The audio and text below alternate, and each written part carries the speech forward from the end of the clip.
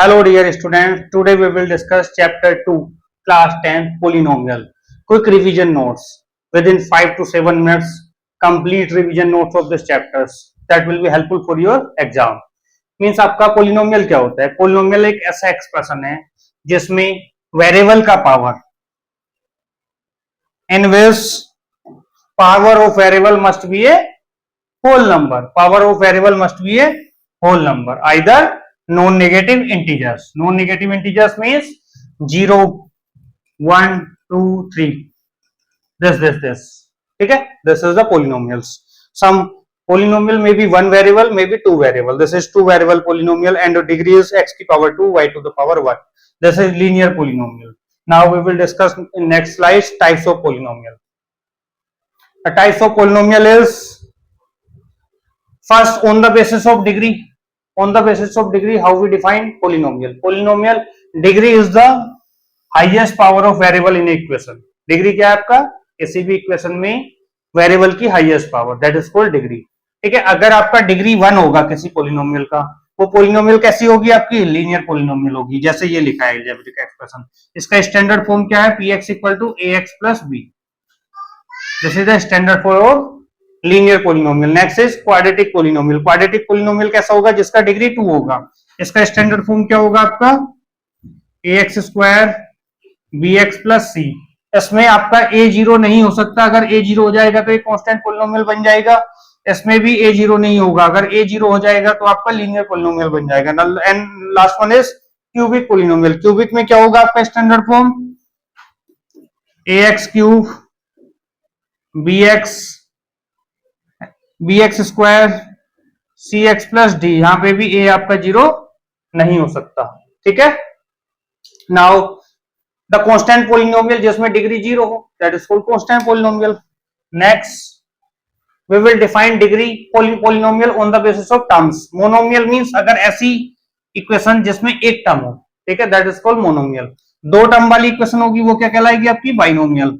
3 terms वाली trinomial. ठीक है, ये सब बेसिक नॉलेज के लिए आपको 9th में और 8th में आपने पढ़ा हुआ है ऑलरेडी. नेक्स्ट आपका जाता है जीरोस ऑफ पोलिनोमियल. किसी भी पोलिनोमियल का जीरोस क्या होगा? ठीक है, जीरोस होता है आपका उसका solution of this polynomial. Means जैसे आपका कोई इक्वेशन है, आपका ये इक्वेशन है आपका, ठीक है, इसका जो जीरोस होगा वो वैल्यू होगा मींस x का वो वैल्यू जिस पे px 0 हो जाए.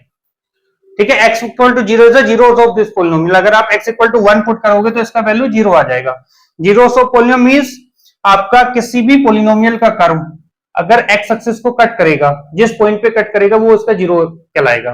जैसे लीनियर पोलिनोमियल में एक सॉल्यूशन होगा 1 डिग्री होगी तो वो एक बार कट करेगा. क्वाड्रेटिक में 2 बार कट करेगा. क्यूबिक में 3 बार कट करेगा. क्लियर है? Means at this point value of this polynomial is 0. ठीक है, ये क्यूबिक के लिए है, क्वाड्रेटिक के लिए है और ये लीनियर के लिए है. This is the simple procedure. A real number k is said to be zeros of polynomial if अगर आप वो नंबर उसमें पुट कर दो पोलिनोमियल में और वो इक्वल टू 0 आ जाए. ठीक है, रिमाइंडर 0 आ जाए, ऐसे मान लो आप. नेक्स्ट आपका है linear relationship between zeros and coefficient of polynomial. में रिलेशनशिप क्या होगा आपका? मींस आपका लीनियर अगर इक्वेशन होगी तो लीनियर इक्वेशन कैसी दिखेगी आपको? ax प्लस बी के फॉर्म में दिखेगा. इसका सोल्यूशन क्या होगा? डायरेक्ट इक्वल टू 0 रख दो तो x का वैल्यू क्या आएगा? Minus B upon A. This is a simple procedure. Quadratic में क्या होगा आपका? क्वाड्रेटिक का स्टैंडर्ड फॉर्म क्या होगा? ax स्क्वायर bx प्लस सी. ठीक है, ये आपका पोलिनोमियल दिखेगा आपको इस फॉर्म में. इस फॉर्म में जब पोलिनोमियल दिखेगा आपको, ये लिखा हुआ भी है आपका. ठीक है, इसमें आपका कोफिशिएंट सम ऑफ जीरोस होगा आपका कोफिशिएंट ऑफ x माइनस का coefficient of x over a. ठीक है, coefficient of x over coefficient of x square. Product of zeros क्या होगा? मींस हमने मान लिया क्वाड्रेटिक है तो 2 जीरोस होंगे अल्फा बीटा. ठीक है, वो जीरोस अल्फा बीटा लेके हमने constant upon coefficient. Similarly cubic के लिए भी क्या होगा आपका? इसमें एक चीज है आपको याद रखने वाली कि आप हमेशा स्टैंडर्ड फॉर्म याद रखो. स्टैंडर्ड फॉर्म में अल्टरनेट साइन चलते हैं. इसमें देखो, इसमें माइनस आएगा, इसमें प्लस आएगा. इसमें क्या आ रहा है? Minus plus minus. ठीक है, वो सीरियल से आएगा ऑर्डर. जैसे इसका इक्वेशन क्या होगी? इसकी equation ax cube bx square cx plus D. हमेशा कोई टर्म मिसिंग हो तो उसमें 0 ले लेते हैं. जैसे अगर ये टर्म मिसिंग है तो x के आगे कोफिशिएंट 0 ले लेना, तो उसे स्टैंडर्ड फॉर्म में लिख लेना, तब यहाँ पे c का वैल्यू 0 हो जाएगा। ठीक है, A B C D value निकाल लोगे तो सबसे पहले सम क्या आएगा, माइनस बी अपॉन ए, फिर प्रोडक्ट क्या आएगा, दो to at a times minus c upon a कि प्लस सी अपॉन ए, और अल्फा इंटू बीटा तीनों का प्रोडक्ट क्या आएगा, माइनस डी अपॉन ए। ठीक है, वैसे तो सिलेबस में नहीं है बट एनसीईआरटी में दिया है, तो आई विल रिकमेंड कि आप ये फॉर्मूले एटलीस्ट याद कर लें। ठीक है, ये फॉर्मूले याद होंगे तो कभी वेरीफाई करने को आ जाए तो आप कर सकते हो इजीली, क्योंकि एनसीईआरटी में मेंशन है, कभी ना कभी तो क्वेश्चन आएगा इसमें, ये कंफर्म है। नेक्स्ट आता है आपका, अगर आपका रूट दिए हो, ठीक है, रूट दिए हो अल्फा और बीटा, चाहे वो अलग अलग करके दिए हो, चाहे वो ऐसे दिए हो कि इनका सम ऑफ जीरोस और प्रोडक्ट ऑफ जीरोस इस फॉर्म में दिए हो, या तो इस फॉर्म में दिए हो कि अल्फा बीटा अलग अलग दिए हैं, या ऐसे इस फॉर्म में दिए हो कि प्रोडक्ट दिया है और सम दिया है। ठीक है, तो आप इक्वेशन कैसे लिखोगे, अगर आप इस फॉर्म में है तो ऐसे करके सम और प्रोडक्ट निकाल सकते हो, तब आप इक्वेशन क्या होगी, k times x square minus sum of zeros into x plus product of zeros, ये इक्वेशन फॉलो करोगे आप जरूर। ठीक है, चाहे रूट इस फॉर्म में दिए हो, आइदर दिस फॉर्म हो, अगर इस फॉर्म में दिए तो ये फॉर्म निकाली जा सकती है, और मोस्ट ऑफ द टाइम इस फॉर्म में ही देगा वो आपको। ठीक है, अगर इस फॉर्म में दे तो ऐसे निकाल सकते हो आप। नेक्स्ट क्यूबिक इक्वेशन भी सेम सिमिलर है आपका। ठीक है, पहले क्या निकालते थे हम, सम निकालते थे, सम टू एट ए टाइम निकालते थे, प्रोडक्ट निकालते थे, इसमें भी अल्टरनेट, उसमें साइन कैसे चलते थे, माइनस प्लस माइनस।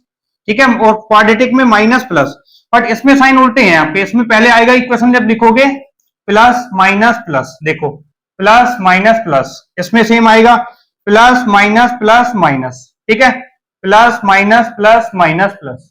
ठीक है, ऐसे करके आपके सिंबल साइन आ रहे हैं, साइन ऐसे करके याद रखोगे, थोड़ा सा एक ये निमोनिक्स है, अगर थोड़ा सा ऐसे याद रखोगे तो लॉन्ग टर्म तक याद रहेगा, आपको कंफ्यूजन भी नहीं होगा। ठीक है, नेक्स्ट आपका आता है डिवीजन एल्गोरिथम फॉर पॉलिनोमियल्स। ठीक है, अब आपका डिवीजन थ्योरम क्या होती है, रिमाइंडर थ्योरम क्या होती है, थोड़ा सा फैक्टर थ्योरम वो वगैरह देख लो आप, आपको यूजफुल हो सकता है।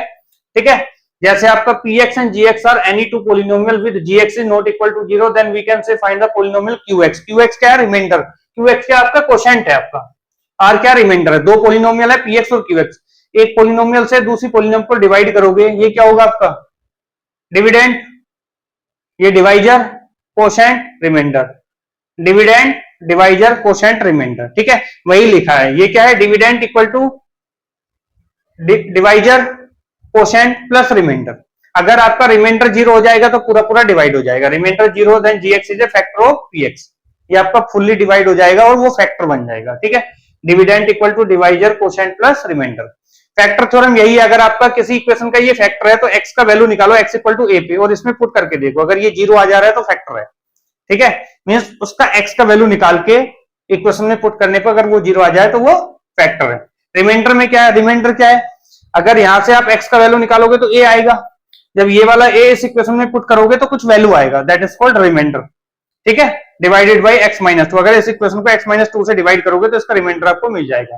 ठीक है, डिवाइड करने के लिए आपको देख सकते हो आप खुद से भी, ये आपके अलजेब्रिक आइडेंटिटीज है जो आपको यूज करनी है, होल स्क्वायर की आइडेंटिटीज है, माइनस वाली है। ठीक है, ये सारी आइडेंटिटीज आपको याद करनी है, एक बार देख लो, नोट कर लो। ठीक है, ये आइडेंटिटीज याद होंगी तो आपको कैलकुलेशन इजी रहेगा। ठीक है, कुछ आइडेंटिटीज ये है, एक बार नोट कर लो, और कुछ सिमेट्रिक आइडेंटिटीज यहीं से सोल्व करके ये वाली भी निकली है। ये आइडेंटिटीज अगर आप याद कर लोगे, एटलीस्ट आप स्क्वायर वाली और क्यूब वाली याद कर लो, ये 4 वाली मत भी याद करो तो चल जाएगा, इसमें भी आप एटलीस्ट स्क्वायर वाली ये सारी याद कर लो, यहां तक ये वाली लास्ट वाली छोड़ सकते हो। ठीक है, ये इंपॉर्टेंट है। ठीक है, ये आपका कंप्लीट चैप्टर नोट्स रिवीजन था। ओके बाय, मिलते हैं नेक्स्ट क्लास में नेक्स्ट चैप्टर के साथ, क्विक रिवीजन नोट्स के साथ।